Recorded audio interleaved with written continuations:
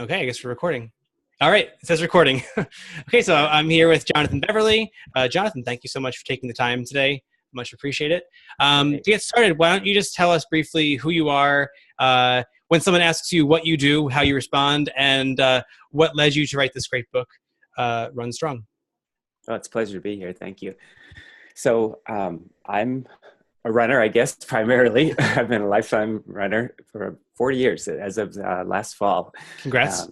Thank you. And I was through various stages, I ended up being editor-in-chief of Running Times. It's kind of stumbled into that, but I've always I loved writing and running. Your picture always, by just to interrupt briefly, the photo that you guys had as your sort of like editor photo that kind of accompanied your editor's letter every month was very like your hair was flowing in the wind. It was a very epic. You're on a plane somewhere. It looked like some sort of great outdoor space. It was a very manly photo. So well played there. Oh, but sorry. Thank you. Sorry for the interruption. So, not a problem. Yeah. And so that's where I live, is on the high plains on the border of Nebraska and Colorado. If I'm in LA, I'd say I'm from Colorado, because if you say Nebraska, people think Lincoln, Omaha, which is a 7-hour drive from sort there. of Alexander Payne territory.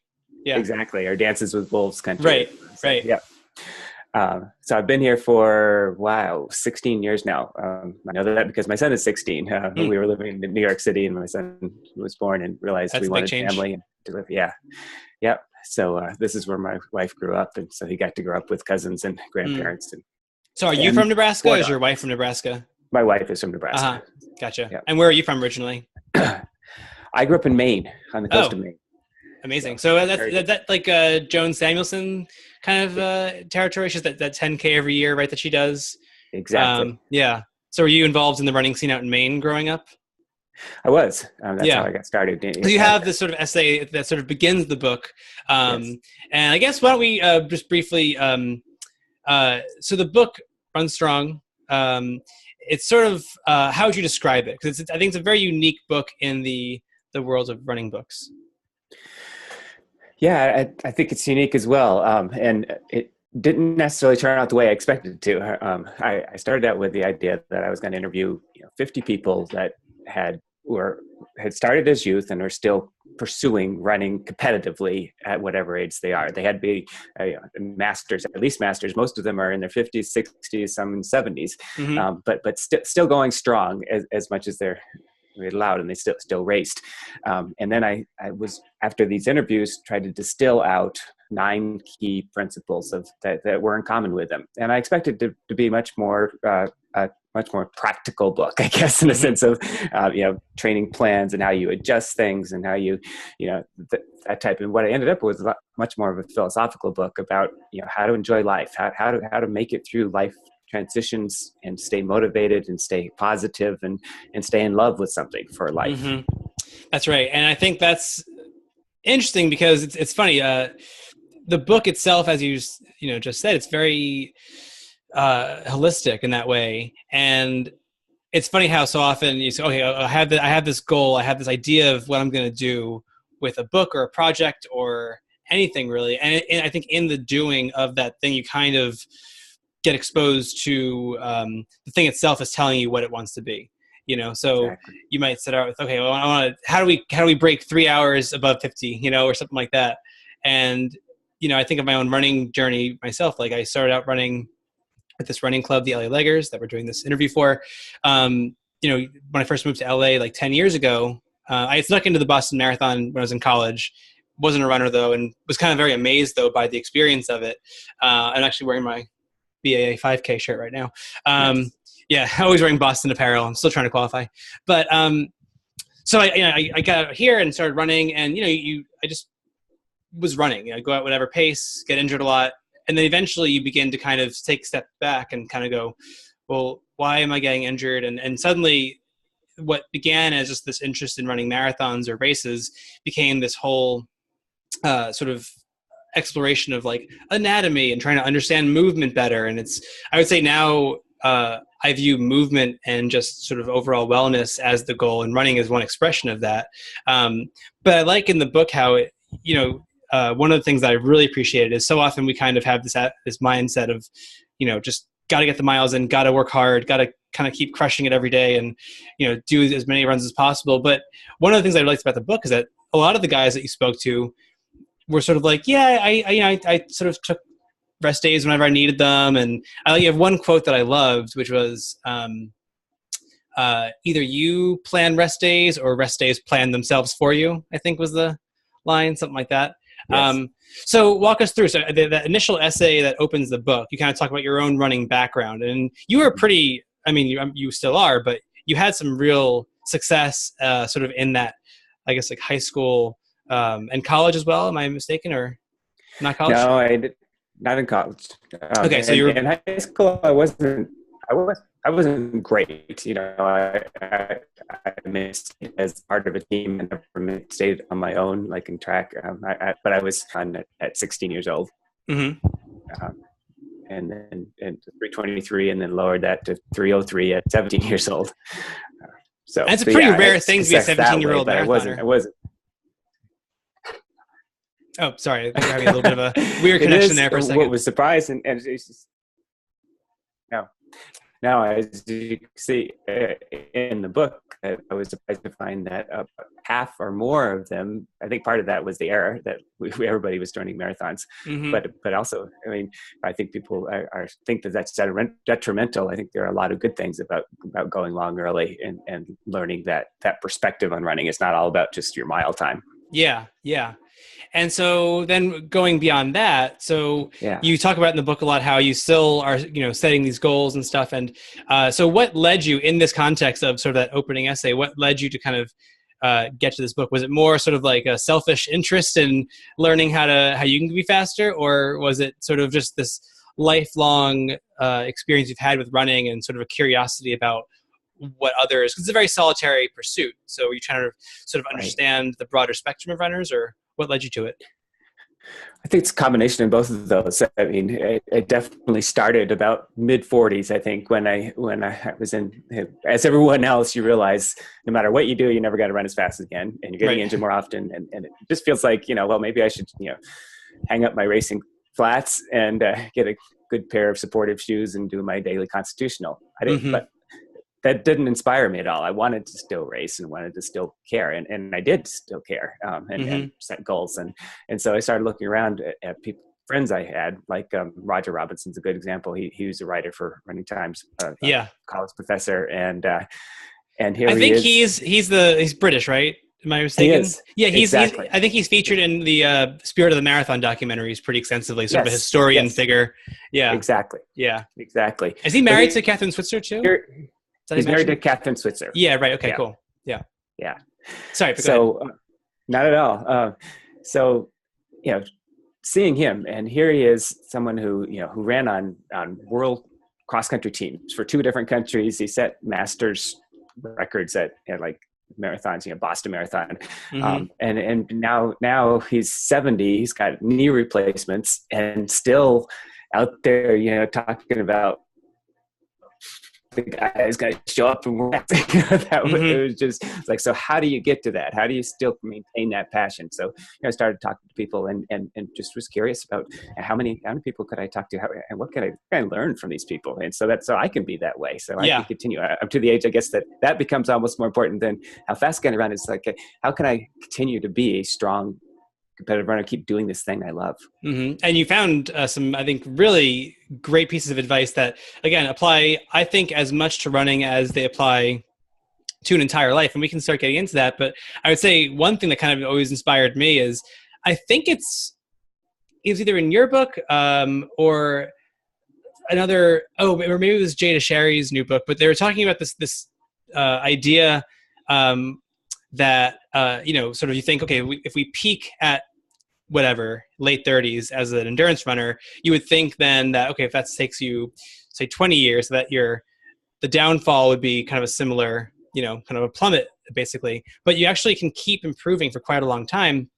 And when I ran the New York Marathon in 2014, the New York Times puts out kind of the next day, that big marathon supplement, and they include all the times of everyone that ran the race.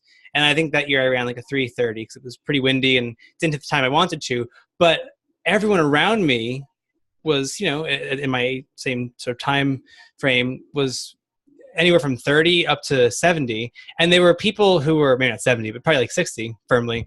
But then if you look at these sections that were like 250, sub 3, there were guys still in their 60s or damn near it running sub 3. So it was kind of an inspiring thing, is having that goal of sub 3, knowing that, okay, there is a way forward.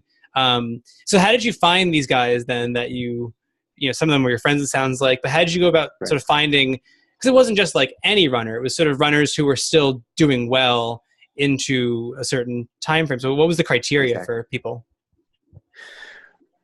Primarily it was that they are still competing, but they ended up, I'm probably the slowest person in the book in terms of the competitive runners. I had 2:46 best marathon. Most of the people were. It's a great time. Well, thank you. It's relative, Yeah, right. It wouldn't get you. It's not an OT qualifier, I guess, but it's for the rest of us impressive. Yeah, and I'm very proud of it. I mean, and it was a result of 20 years of steady progress, and that's something. It wasn't like the first time I went out I ran 250 or something. I ran 3:20:23, and then took 8 years to get sub 3, and then it took another 4 years to get down to 2:46. So. Right. But anyway, that's an aside. The people in the book were people who were strongly competitive. That they were from the beginning running on varsity teams, and a lot of them were our local champions. So to find them. It started with my friends, as I said, and elite athletes I knew, Colleen DeRucht, Deena Kastor, Joan Benoit Samuelson, and then friends of those friends, and then sort of this network of, oh, you should also talk to so-and-so. And then I also put an ad on masterstrack.com. That's smart. And got quite a few people there that again were, and here in the criteria, a lot of masters track people are people who started later in life. But, these the ones I wanted to talk to. You had to have started that as a youth and kept it going. Well, it's also impressive too on that level, that it is masters track as well, because like the marathon, I love the marathon. It's a great event, but I think a lot of people tend to think about, when I can't run as fast as I want to, I'll just go ahead and do ultras and I'll just plod along for 100 miles and that's my new thing. But It's kind of impressive. I mean, they're both impressive, but the track is, really incredibly demanding. It requires strength and mobility and obviously a lot of speed and these things that you don't, even a lot of like my fast marathon friends don't necessarily have. Because you really, I think the track is, you can't lie on the track. You can almost like fake a good half marathon, you can kind of hang on to it. But a track, if it's a 5K or something or a 1600, you really have to be like a functioning human body. And so what were some of the things that you learned in terms of how these guys, as they age, and yourself included perhaps, how are they maintaining the kind of complete package? So there's the strength component, there's the mobility component, because a lot of the guys in the book seemed like very old school in some ways, like, I don't stretch, I don't do any of that junk.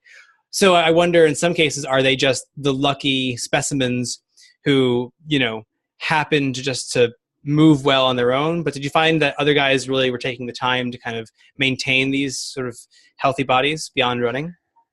I did, and it was interesting because my initial research was the really elite, and they are the ones that tend to say, I don't stretch, I'd rather be running. Right. But then as I got into the more mortal of us, the majority of people said, at some point, and that's one of the adaptations that's hard to accept. When they're good enough that most of their lives, they can go out and just run. And now they have to spend, several minutes a day. Several minutes. Oh, the horror. Right. Better. I think several minutes a day is more than most people do. That's very true. It's absolutely right. The other book I wrote last year called Your Best Stride. I don't know if you've seen that, but I think given what you're talking about, I think you'd enjoy it. But that's how I talk about there. It's more important. It's better to like I have a routine that when I grind my coffee, I have a hand coffee grinder. I do some of my squats and stretch. Me too. While I'm doing that, that's more important than trying once every week to remembering that I didn't do them. That's right. And do you know this is physical therapist Gray Cook? Have you heard of him? He's the functional FMS functional movement screen. He has this great line. Actually, I have his book right here beneath my keyboard. And he has this great line, and I've heard it other places as well, but Jay Deshary, another Velo Press, I think he's Velo Press guy. His new book is Velo, yes. Yeah, Running Rewired. It's really great. But you hear so often these guys talking about, it's better to remove one run a week, just get rid of it, and replace that run with a functional movement session. Whatever that means to that person, whether it's a mixture of strength and core and rotational stability, or if it's just really working on like active range of motion. But you kind of, and it makes sense, right? Like if you think about the best 1600 runners, the best, watching Shalane Flanagan with the New York Marathon a few months ago, you watch her amazing stride. It's this efficient, she has great hip extension. And then you watch even like the, 10th woman overall, still an incredible performance, but their stride just doesn't look good or as good. They're still running probably at 225, which is incredible, but those things really do matter. And to your point, I think it's finding that kind of sustainable. I kind of take things to extreme, so it becomes almost like the mobility part becomes more of what I do than the running sometimes, which is great for some things, but not great for a sub-3 marathon. However, I think finding just some little 10-minute routine that you can just kind of build into your day every day, where you don't even think about it anymore. Like you're saying, you grind your coffee and you're just kind of like, all right, doing some squats, doing some lunging, whatever it might be. So I thought maybe we could go through. Oh, sorry, go ahead if you have anything to add to that. Just in terms of you're saying the track component and how people mobility, I think that is related to this whole idea of becoming a better athlete and getting away from it. I think we get really locked into how many miles a week are you doing? And what following the training schedule and not just the variety necessary and becoming more fit. Yes. Rather than just running training. Right. Yeah. And I think about it also in terms of, so I've turned a few friends of mine onto like sort of general mobility practices over the years and just talking about it endlessly and not shutting up about it. And, I think about, I actually live across the street from one of those sort of circuit training gyms, and I'll walk my dog at night and I can look in the window and it's, maybe 8:30 at night and everyone's getting after it and they're sweating and they're putting in all this great work, which is impressive. It's good. I'm impressed that they have the motivation to do it, but you look at the movement quality. And I think that's really where we kind of, miss a lot of the big picture stuff, whether we're runners or whatever. I think we're really good at this kind of no pain, no gain mindset towards our training and general health and fitness. But if you actually look at the movement quality, even a lot of elite runners, I would say, probably aren't the best movers. They're really good at running in that straight plane. But, if you ask them to do like a pistol squat, which is just another example of like a robust expression of, a healthy body, you'd hear some sort of explosion in their knee or something, and that would be the end of it. So yeah, I think it's really important to just be aware of that. So I'm curious, what is your own, if you don't mind sharing, what is your own sort of what's worked for you over the years? Because you're still running well, and so what are some of your tips that maybe you learned from researching the book, but also what's kind of kept you moving well over the years? Yeah, well, one of the first things is just going fast regularly. And I'm more and more convinced that everybody, from the first beginner, that you should a couple times a week, hit your top speed a few times. Some strides, or are you talking about more like repeats or strides or no, anything? Strides, 10 to 12 seconds, accelerating up to top speed, letting it down. It's fun, it's relaxed. But you're getting your full range of motion, you're getting the whole neuromuscular system fired up. I think that's huge. In terms of specific exercises, getting my hip flexors loosened up with lunges and the kneeling stretch, and then glutes turned on. And that's what my daily routine continues to be. Is with my coffee grinder, I do 10 squats, and then I do one-legged squats, and then I do like a running warrior, lunge stretch.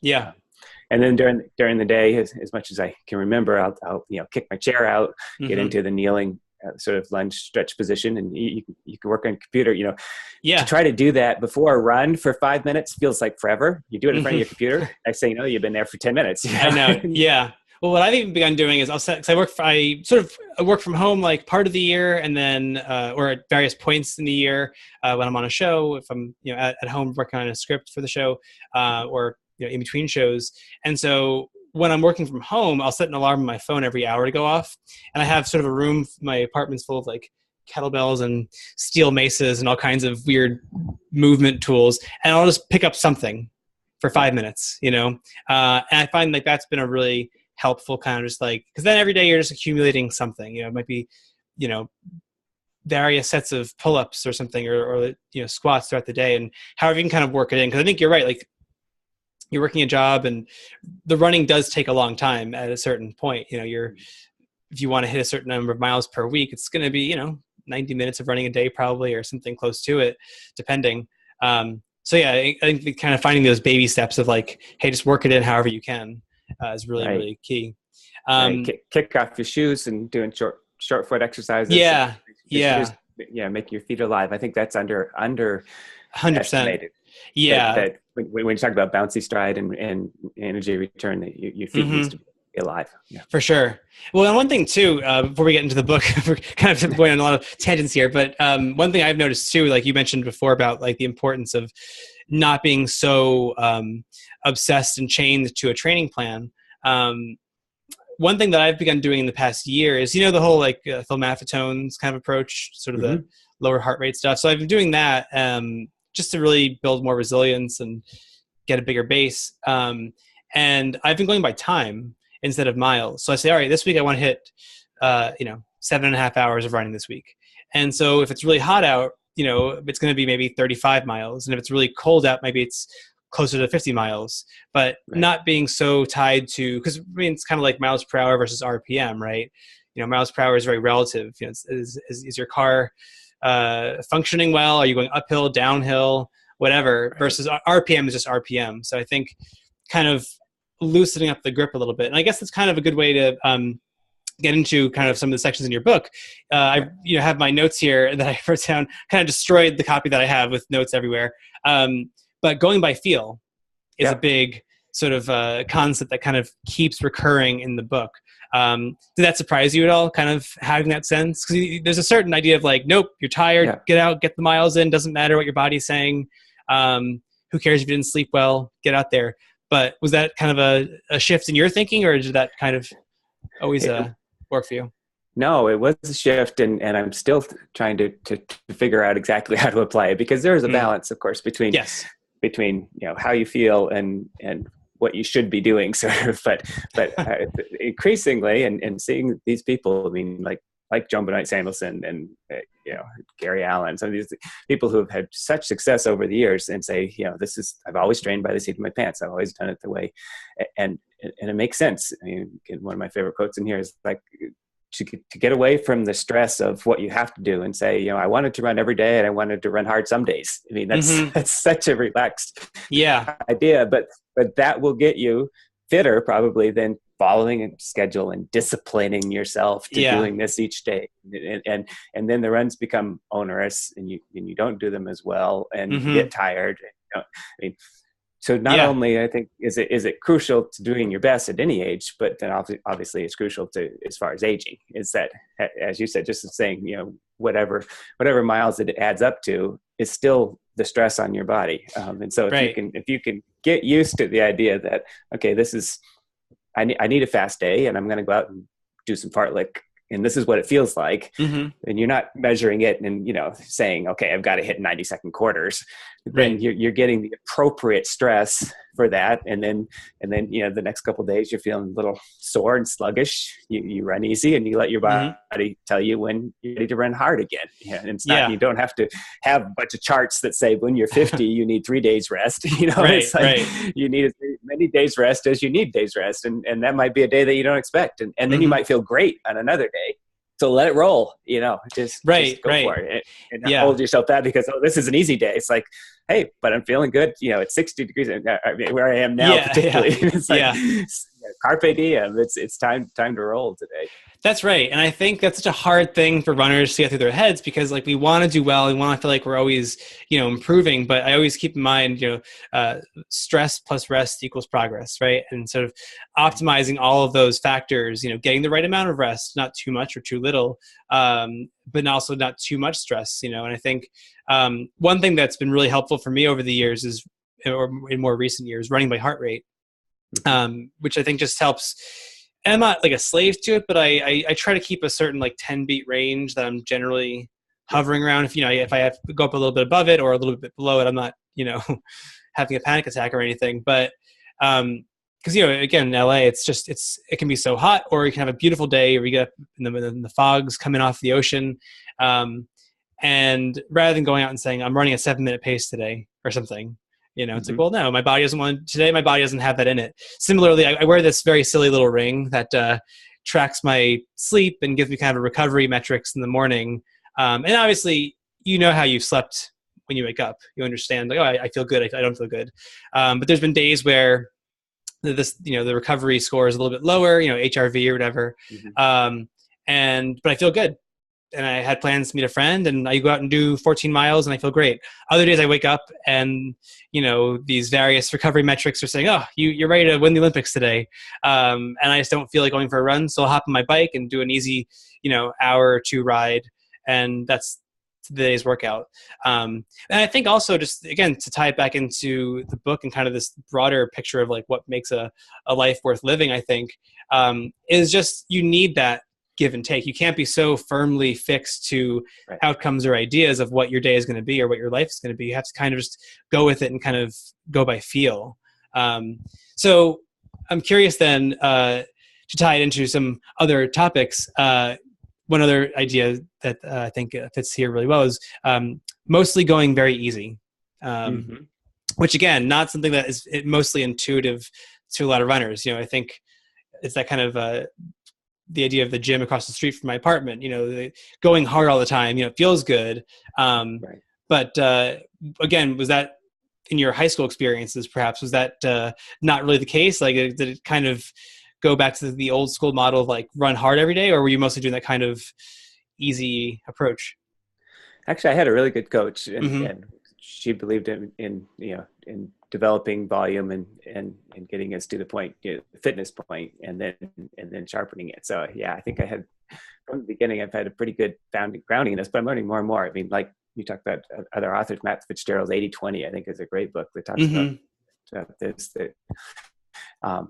But what I think is key, and getting back to my book, is going easy allows for the consistency, and the consistency is crucial. I mean, if training by feel is sort of the heart of the book, consistency is what gets you to the point where you can be that runner. I mean, that you're fit enough that you can run comfortably and easily and be aware of your body. And it's not a discipline thing. It's just what you do. It's who you are and what you do. Yeah. Yeah. And that's really key too. I mean, sometimes that might mean, doing a little bit less, I think so often it's tempting, we hear these interviews with a lot of elite runners and they talk about, 130 miles a week and feeling tired all the time. And I think it's a very kind of almost like romantic idea. Like you go to work and, I'm so tired for my run today. You're telling everyone about it, how tired you are all the time. And, I have to eat so many calories. But I think like maybe the better approach is just like feeling good after every run. And yeah, maybe you're tired one week, so that becomes a rest week. But the idea of like the big picture, I think, which is so cool for even younger runners to read this book, is like it puts a bit of a big picture in their head, right? You want to be doing this sport for a long time. It's not like, cool, you ran a sub 3 hour marathon, or you ran 2:45, at 30 and then got so burned out that you never wanted to run again. Like the idea should be, I mean, it's your own example. What was the gap between your first marathon and your first sub 3? 8 years, you said? No, about 20 years. 20 years. Okay. So, yeah. So, which is kind of amazing, right? And all that time, was that always a goal in the back of your mind, or how did you kind of approach that?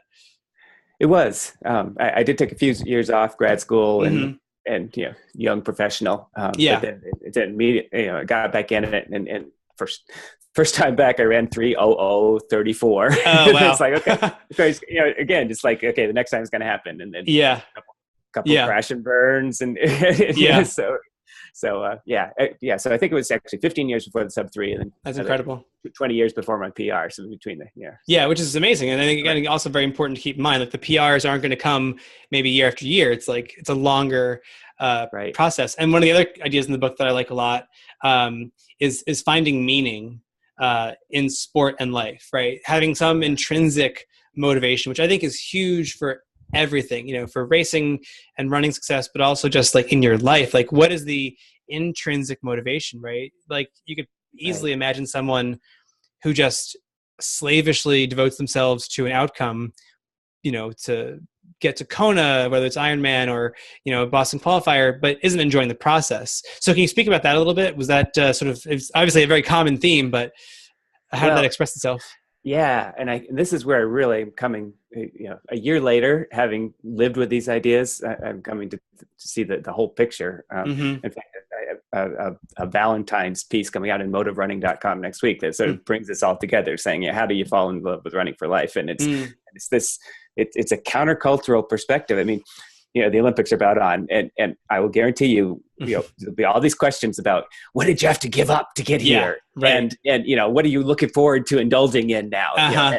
As if we all want to be couch potatoes, and the only reason we ever do any of this is for an ulterior motive, to win the Olympics or to set a PR, or the perspective that I heard from all these people was that they'd gotten beyond that to the point where it was the running is something is worthwhile on its own. I mean, they had goals, and the goals sort of help you get out of bed in the morning.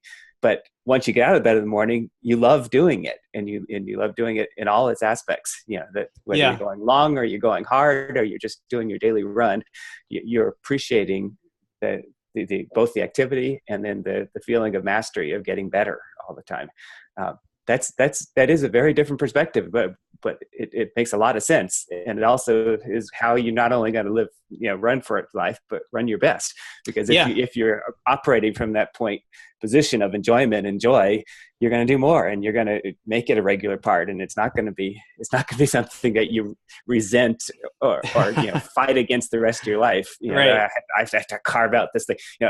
I really wouldn't rather be, on the couch watching TV. I want to be out running. Yes. Yeah.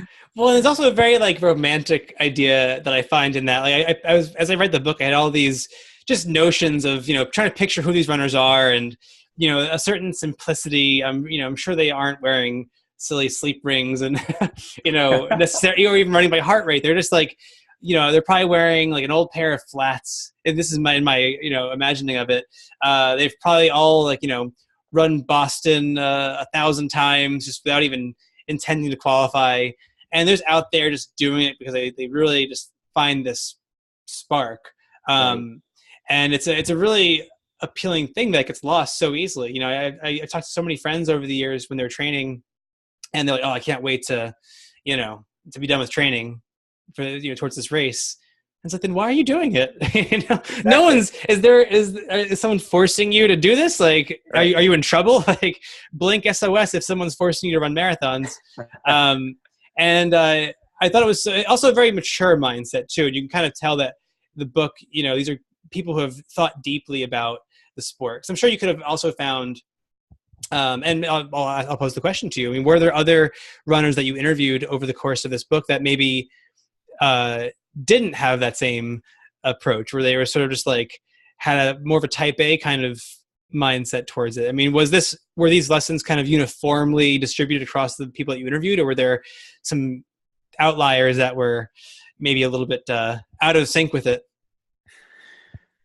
The major perspective was there for everybody. I mean, this feeling of that it is who they are. It's what they want to be doing. It's not just a means to an end. Was there were different levels of freedom, to run as you feel. There are some people who still, followed a pretty structured training plan, but allowed it to adapt. And there's some people who just ran really whatever, they didn't even know what the workout was until they got 2 miles to run. So, there's that, I think that's personality for one thing, the type of people, but, one thing I did find, and again, I don't know if this is a function of the age of people and when they started and stuff, but they trusted their bodies a lot more. They trusted themselves a lot more. I think our generation, or the younger generation, we want somebody to tell us. It's like when you want to go to the doctor. You don't want the doctor to say, where does it hurt? You want him to do a scan and tell you what's wrong. Right. And that's, I think, our heart rate monitors and our Garmin's and all these things are wanting them to tell us, you really aren't recovered, as opposed to just feeling it and feeling it. And feeling it. Benji Durden was one of the runners that, just like your example, I mean, he really strikes me as that he, even telling his story about, he ran a 2:09 marathon at one point, but I kept expecting his story. He talks about, he didn't really run in high school, and then he jumped in and he wasn't that good. And then running these road races, dropped out of his first marathon. I was waiting for the time when that's where he became elite, and sort of moved to Oregon and got a coach. It never happened. He just ran hard and long and enjoyed it, the whole time. And now he's 60 and had several cancer treatments, and so much slower, but still, he ran 50 in DC marathons, and he tried to hit a certain time for all of them, and he's still setting goals and just loving being out there. And that actually ties into the next idea I want to talk about, which is sort of fix versus growth mindset. So can you speak a little bit about that and how that kind of emerged in your research and interviews? Yeah, I mean, from the interview side, what I found very quickly, everybody said from the beginning, whether they're Olympian or a 2:30 marathoner, that they start out and say, I wasn't that good. I mean, there was like it was like a liturgy. It's like I was never that good. Everyone else was better. I was never. It's like, okay, so are they particularly humble? And yes, I think that's the case. I mean, they had the perspective. They realized that there are other people that were better, and they didn't start out, and a lot of them didn't start out as good, and then they got better. The people, interestingly, that mostly made up the chapter on people who quit. The top ones there were good from the beginning. They had success. They won awards, and that became the reason. And then as soon as those awards went away, it was done. There's nothing left to do. So in hearing this, I went to some of the psychological literature, like Angela Duckworth's Grit and Carolyn Dweck's Mindset. It really explains it well. That the fixed mindset says, I have talent. I am a talent. I'm a fast person. I'm good at this, and that talent is why I can run fast.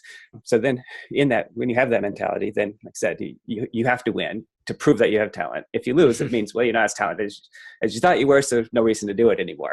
So the growth mentality says everything is a work in progress, and every challenge is something else that I can overcome.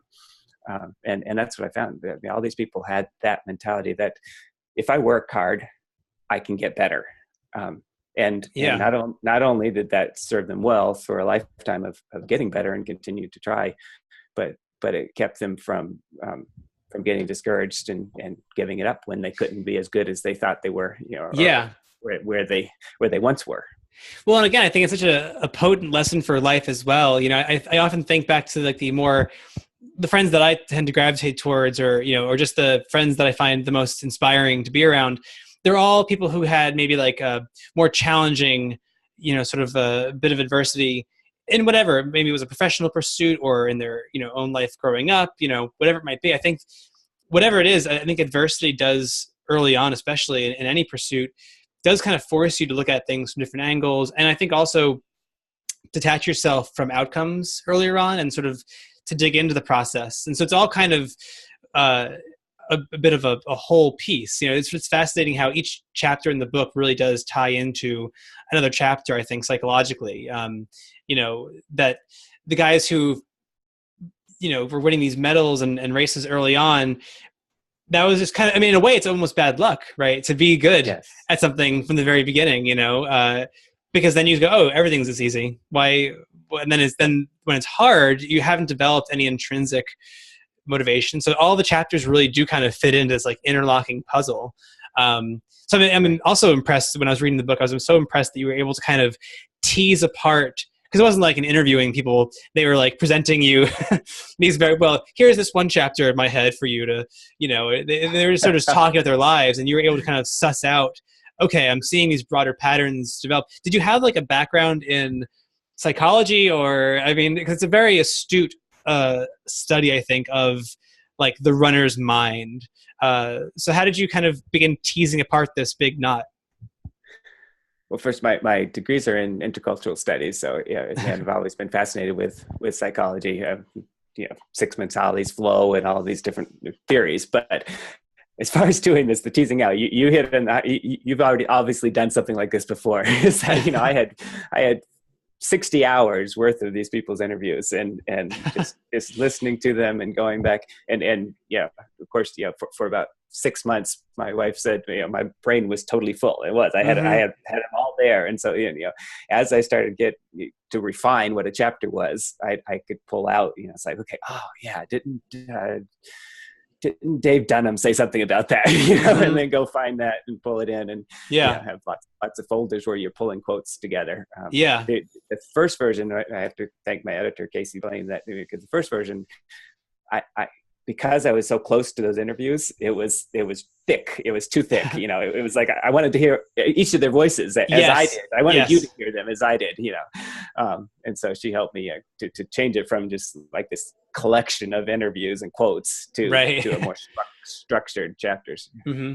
Well, that's the thing too. I mean, it's also I don't want anyone listening to this or watching this to think that it's some like dense, heavy psychological text. Like, it really is a very fast read. I think I read it over the course of maybe 3 nights over the holiday break while I was home in Jersey. I mean, I was reading, it's very engrossing too, because I think it's a rewarding read in that you kind of once in a while stumble upon a thing that you believe and you go, hey, wait, I'm doing this right. Or, oh, it's interesting that this is kind of, sort of challenges certain, I think, attitudes runners might have. So it's a very concise and impressively edited book in that regard. Sort of in the Tim Ferriss model, I think, kind of finding these, the habits and traits of these top performers. But what's interesting about your book, again, I think so often age, maybe it's a cultural thing, but we tend to look at success as like a sort of flash in the pan or a monetary thing. This book really, there's so many titles that you could have called this, that used for the book, but successful running really is something that kind of kept flashing in my head, that these are guys who really, and women who have found success in their sport as dictated by their own terms, or as defined by this just love, right? Would you rather be the guy who wins an Olympic medal, at 25 and never runs again and, goes off to do some job he hates and whatever, or the person who just finds this love and does it every day by putting on their sneakers? It's a really lovely kind of assessment. And again, sort of like in the George Sheehan kind of like, it's that very romantic approach to the sport of running. It kind of gets at what, like if somebody would ask me, why do you like running? I would hand them your book now, I think, and go, this is why I love the sport. Because all the things that are inherent to doing this very hard and difficult and like very seemingly strange thing just feed into my whole life. And have you found in your own running, so you kind of do similar jobs, you're a writer as well. And do you find that running has influenced your life in positive ways, or maybe your life has influenced your running? Like, how do you kind of look at the interplay between sort of the physical and mental side of your life? Wow, I couldn't imagine. It's a broad question, right? Yeah, but I couldn't imagine being me without the running. Both, partly in terms of probably just emotional regulation. Scott Douglas is one of the guys in this book, former editor of Running Times. He just came out with a book saying running is my therapy, and I think that's absolutely true. But then, as far as the creativity and then all these lessons that you talk about in here, as far as of saying, giving up perfection, I guess. They don't make movies, like as you said, they make movies about the guy who wins the Olympics at 25. They don't make movies about the ones who just enjoy every day. That's not not flashy and romantic. Yeah, a happy contentment in your life is a nice like even steady burn over the course of your entire life versus just like explosion. Right, it's not a very sexy story. It's not, but I think so what we end up with is like a few that are supposed to be really, really happy, and then all the rest of us are supposed to be miserable because we're not that person. Right, So, right. and I think that these people find, they rise above all the people who are unhappy because they didn't make it all the way. It's sort of this all or nothing mentality that much better is this harmonious passion is one of the terms in the book that you say. Yeah. The research says that, if you're going to be your best and you're going to be there forever, it's a harmonious passion. It fits in with your life. It's congruous with all that you're doing, and you can continue and you can grow. Yeah. A lot of people that have liked the book have said that it's a hopeful book. It's a feeling of, wow, not that, okay, the rest of my life I'm just trying to hang on to something. It's like, it could actually be better. It could be richer, deeper, and more fulfilling. Yeah, no, that's a great word for the book. Very hopeful. It's very optimistic, I think, about sort of, I think there's actually a line I wrote down here, success equals hard work, right? I mean, what a lovely metric for success, right? Just try your best every day. So, and appreciating the days where it goes really well and sort of honoring the days where it doesn't go so well. I mean, I've had runs, I'm sure we all have, where 18 miles feels effortless. And I'm thinking, God, I could have run a marathon today, just at a random, Wednesday. And then the next day or 2 days later, I go out to do 3 miles and everything is sore. I feel terrible. I'm slow. I don't feel like my form is clicking. And you bag it after a half hour and come home and you go, what is this? But it really does make you kind of, I think, be an active participant in your life versus just kind of like checking the box off and going, well, whatever. And taking that bad run as just, a certain kind of runner would look at the bad run as like a real failure, right. But trying hard on the given day and being honest with yourself about where you're at in that moment is really, I think, so impressive. There's also one more thing that I was thinking about as you were talking about these kind of ideas of success and, the flash in the pan versus the sort of slower, steadier thing. I'd be curious to know if there is a difference. Like if you did this book in 8 different countries, the same set of interviews, I wonder if like the cultural values that we apply as Americans would be different than, say, like the Japanese runners or Kenyans or, I remember thinking years ago, hearing this story about this Japanese golfer who was playing at the Masters in Augusta. It's this very beautiful, hallowed course, this very famous place where all the history of the sport. It's kind of like the Boston Marathon almost in some ways for golf. And I remember saying, reading about how this guy from Japan came over and he was playing his practice round and, he had metal clubs, metal driver, metal 3-wood, all that stuff. And found that the sound of metal hitting the ball was disharmonious with the beauty of this place. And so he got, I don't know if his sponsor sent him clubs or he went out and bought them, but he changed over to wooden clubs because he felt like the sound of the wood on the ball fit that place better. And maybe he lost a couple of, he wasn't going to win anyway. It wasn't like he was the top guy, but he was more interested in having the experience and having something that was harmonious than just winning at all costs. So I'm curious if you have any thoughts on, because there were maybe a couple of there's Roger, but do you have any ideas about cultural norms with this stuff? It would be fun to do. In fact, right. I thought about doing that book, sort of the runner's world and going to different cultures and seeing, how they view running. I've traveled and lived several places, and I do think that we are much more tied to sort of the fitness and the discipline of it. I mean, most places that in Europe and in Japan and I think in Kenya, most people, the running is just part of life to start with. Competitive running is a profession, if you're really going to get into it. But say in Europe, most of the races there tend to be club races. So there's more community aspect, and there's a party afterwards, and the run is totally competitive, but it's not tied to, it's, of course, I lived in Belgium for a while, and they'd have these, what we call a road race, but it ends up, you're starting in the town square and you run up a hill and then you go through a bog and you come back through the forest and, and it's 14.65 kilometers long. Yeah. But it's much more about the spirit and been running this course since the 12th century. It's fascinating, isn't it? I think back to like races that I've run. I've only raced in America and in a very limited number of places, And I've had the experience. I mean, after like something like the New York Marathon, which is such a joyful day. I mean, you live in the city. Have you run New York, by the way? I have a couple times. Yeah. And I'm sure you've run 1,000 times in the park. There's something really lovely about that day. You know, the finish line, people are kind of there for the experience, versus other races that I've run, you know, smaller races around California. You know, you see that one or two, you know, this guy over there kind of finishing the race and looking really just kind of pissed off after this race. I'm like, how are you mad right now? Like, maybe you missed your qualifying time, or you're by a minute or two, and that's a bummer. But like, you get to have this experience. You know, I'm thinking of that African line, or it's a famous running line about, if you want to go fast, go alone. If you want to go far, go together. You know, we have so few ways, I think, in sort of modern society to really connect, that even when I go out on my own on a Saturday morning, sometimes I'm not running with a group or a friend, just seeing all the different groups of runners. I mean, I live on this big running route. It's kind of like the St. Mary's Road, I think, of LA. It sort of runs down to the oceans 3 miles away, and it's just a lot of runners out here.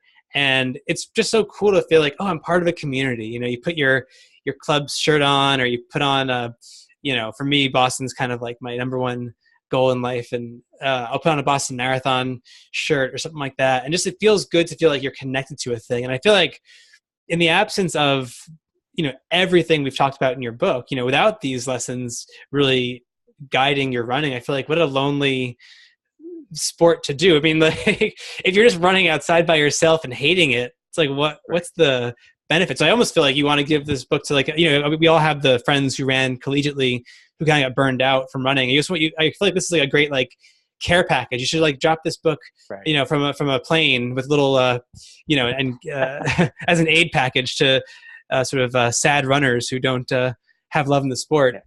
One thing interesting I want to point out. Yeah, please. I'm not.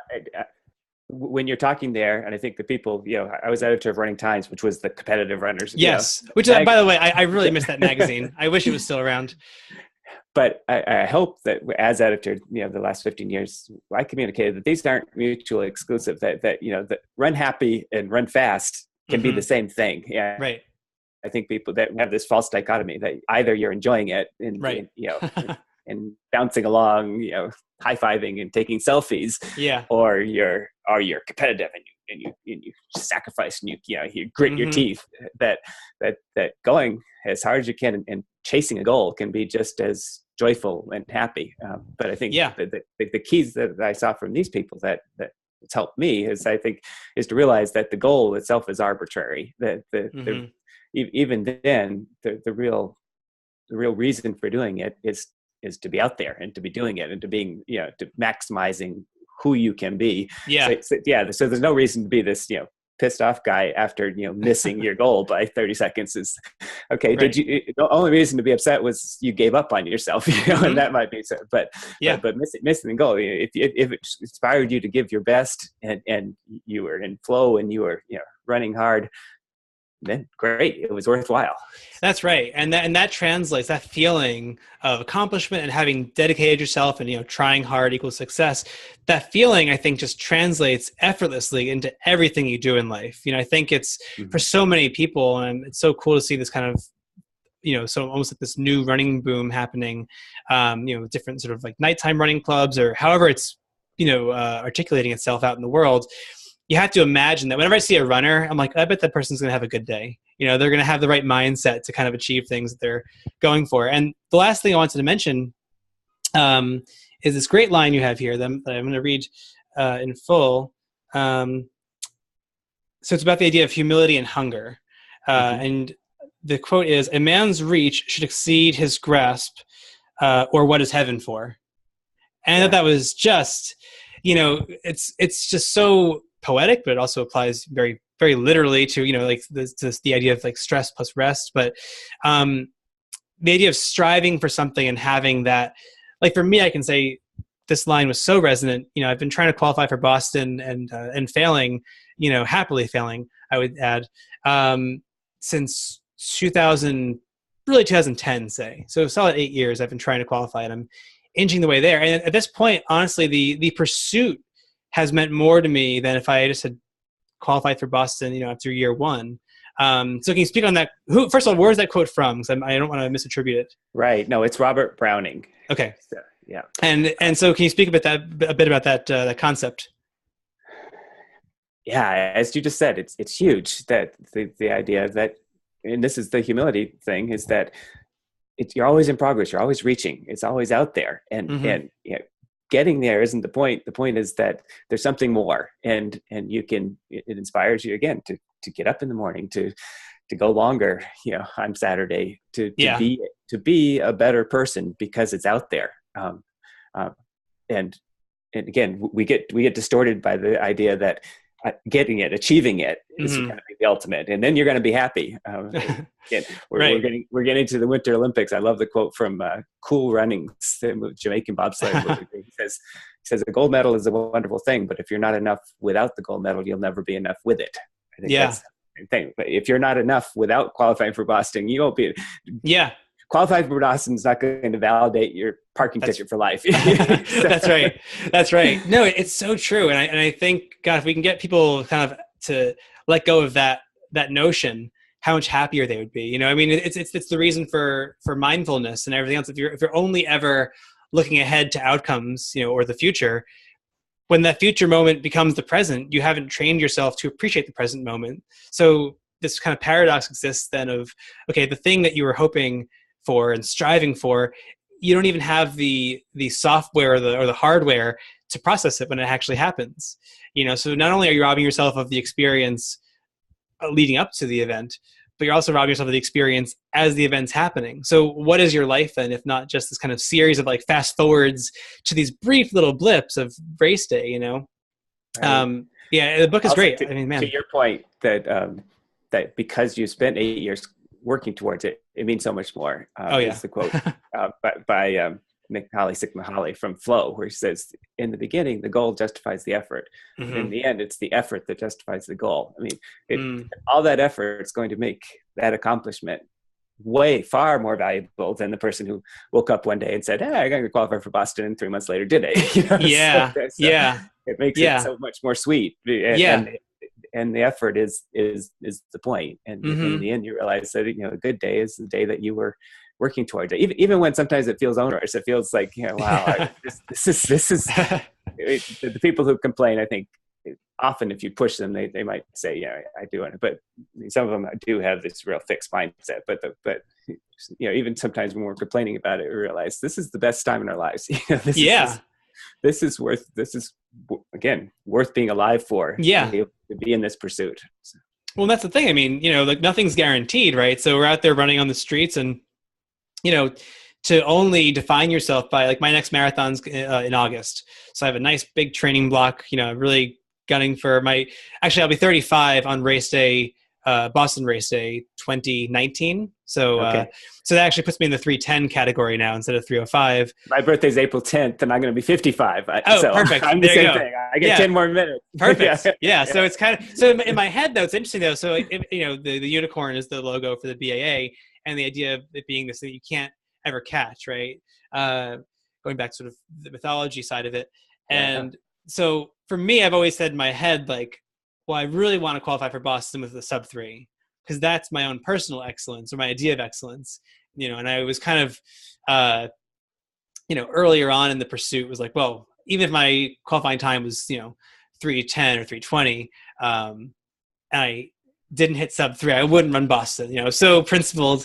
Now I'm thinking, okay, you know what, like, you can still run Boston if you qualify with a 3:05, say, or 3:06, probably is what I need, a few minutes under 3:10.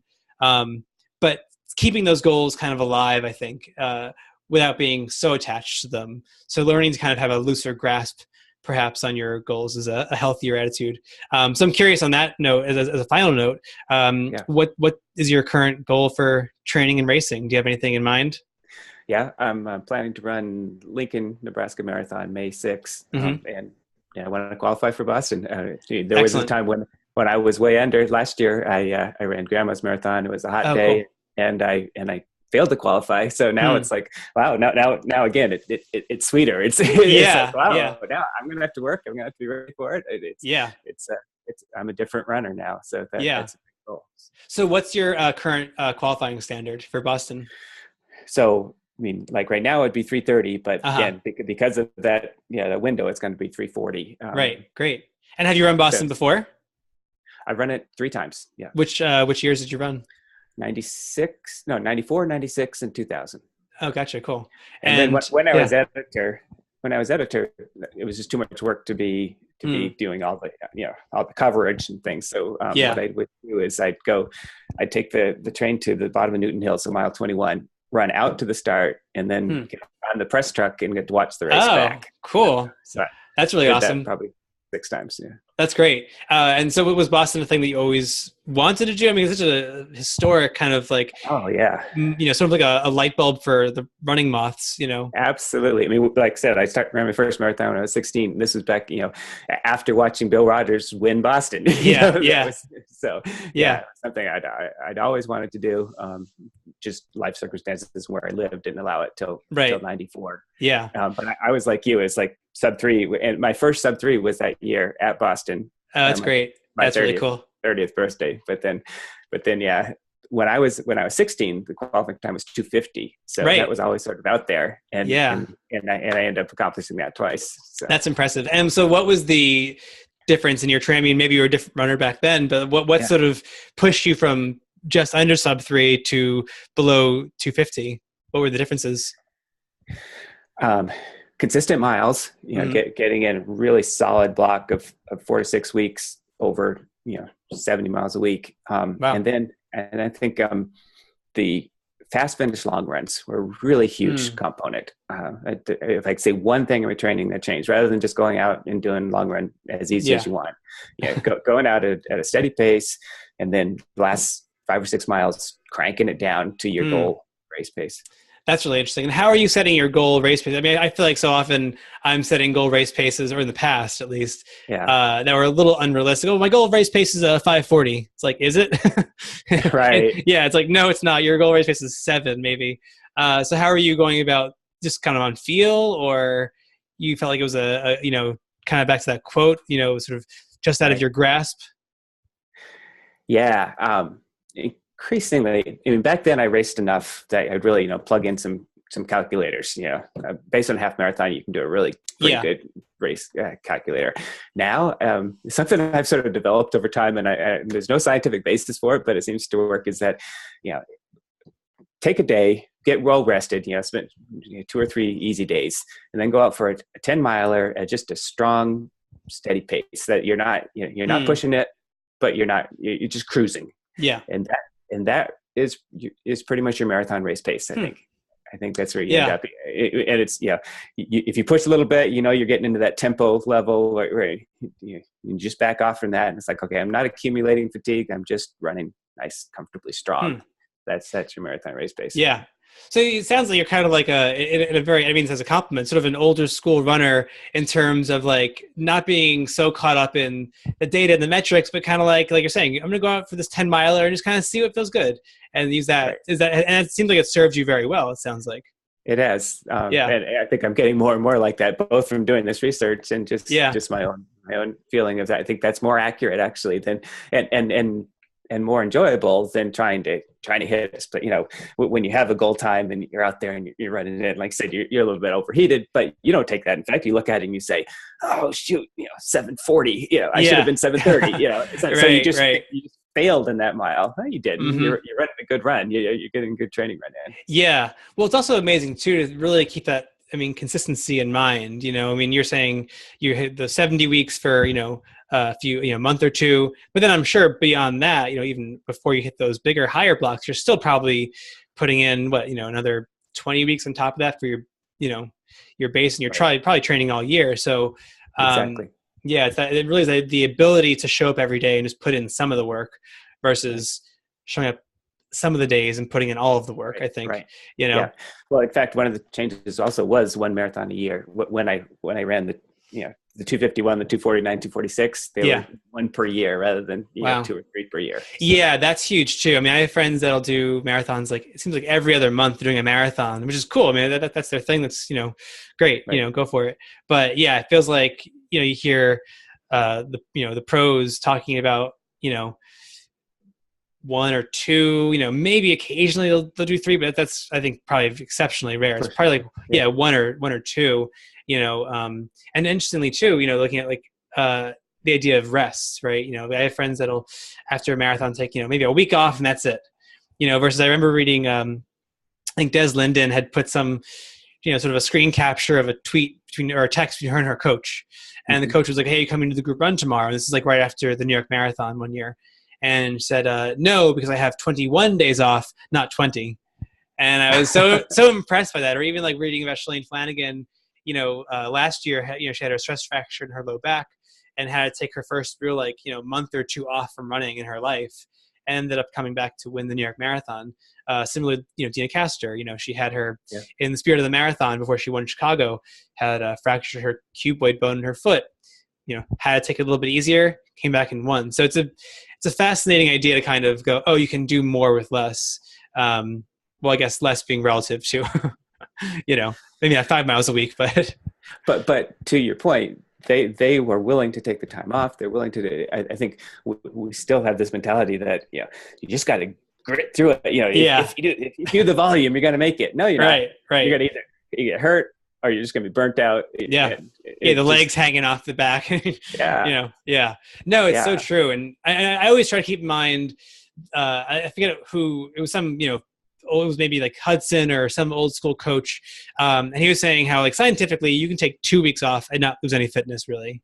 Right. As long as whenever I'm feeling a little bit burned out or a little sore, I'm not even worried about taking a week off anymore. Whereas in the past, a week off, I wouldn't even know who I am with, back when I first began running. Whereas now it's a much more, I'll be 34 in March. And I think it's kind of all of the rough edges have kind of been smoothed out a little. And I'm sort of thinking, okay, if I don't feel like running today, I don't have to. But anyway, that's kind of an aside. But I will say this book is just such a delight to read. And I have it around. I brought it back with me to LA. And it's just even a pleasure now, having read the whole thing, to kind of flip through it, every few days and kind of like pick out a chapter and just kind of get a little bit of, I don't know, it helps contextualize the whole sport, the whole endeavor. So really congratulations on, and thank you for having written such a lovely, I think very helpful and useful book. There are plenty of books that can give you training plans or any of these things, but I think very few books that are kind of looking at running as a part of like a healthy and happy life. So it's a real, I think, achievement. So thanks a lot for taking the time, and thanks for the book. Appreciate it. No, it's my pleasure, both of them. Thank you for your kind words. Yeah, and hey, good luck with the race. It's in May, right? So probably it's about as we speak here, about 3 months away. So you're probably just entering your base build now, I guess, or I guess you're kind of really your marathon build now, right? Right. Yeah. Like 40 a week. Yeah, trying to get into miles around the weather. Yeah, right. It's harder with winter and stuff. I always remember going to school in Boston.